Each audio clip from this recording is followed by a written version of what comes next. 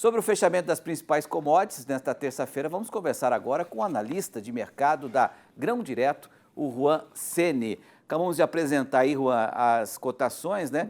E a soja teve uma queda até expressiva depois de pelo menos 4 altas seguidas aí.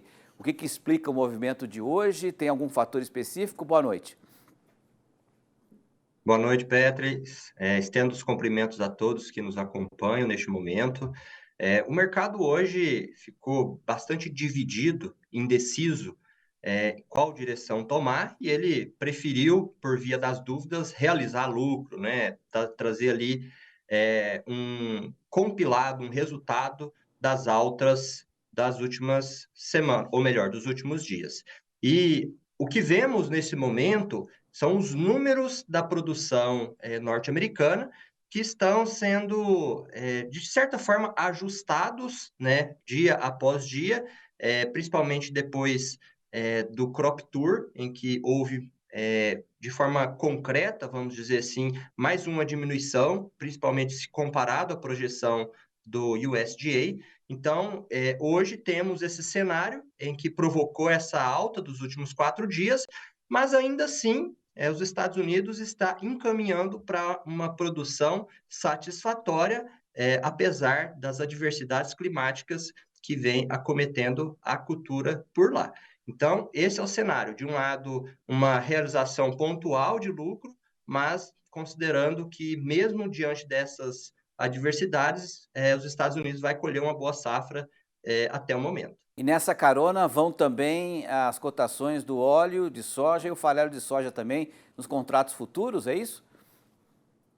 Com certeza, eles são derivados, né, da soja, e qualquer movimento positivo ou negativo da commodity principal acaba empurrando os seus derivados. O óleo de soja ele tem um cenário um pouco mais negativo em relação aos outros, né, ao farelo de soja principalmente, porque os estoques norte-americanos estão cada vez mais baixos e a demanda vem aumentando de forma exponencial, né, de forma significativa nas últimas semanas, de acordo com o último relatório do NOPA.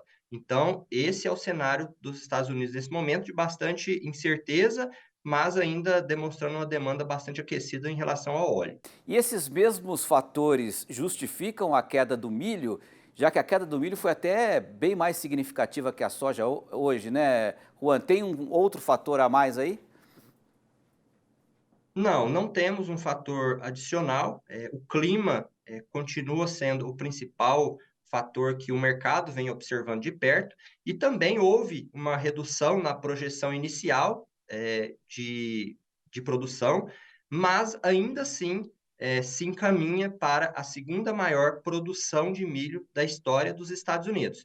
Então, podemos concluir que, mesmo diante desses fatores negativos em relação ao clima, né, que vem prejudicando as culturas lá dos Estados Unidos, ainda assim, possivelmente haverá um resultado positivo da safra norte-americana. A gente vai apresentar daqui a pouco uma matéria lá de Mato Grosso falando que os produtores devem trabalhar, produtores de milho, né, com uma margem negativa em função da queda do preço.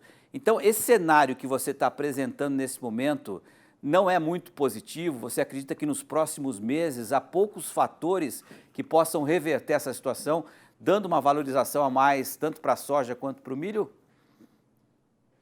A situação do milho brasileiro, ela é um pouco mais delicada do que a da soja, que o Brasil está ali colhendo, né, ainda está em andamento a colheita de uma super safra, né, uma super segunda safra de milho, em que trouxe bastante oferta para o mercado e esse milho precisa ser negociado.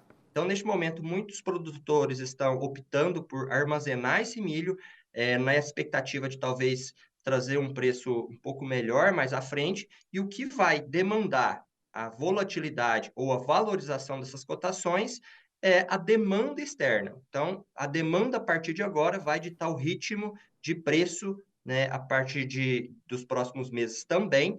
Então, hoje há esperanças nesse sentido, mas nada confirmado, apenas o movimento natural até o momento que a gente vem encontrando. Eu conversei com o Juan Sene, analista de mercado da Grão Direto. Juan, obrigado pela sua análise aqui. Até uma próxima, uma boa noite.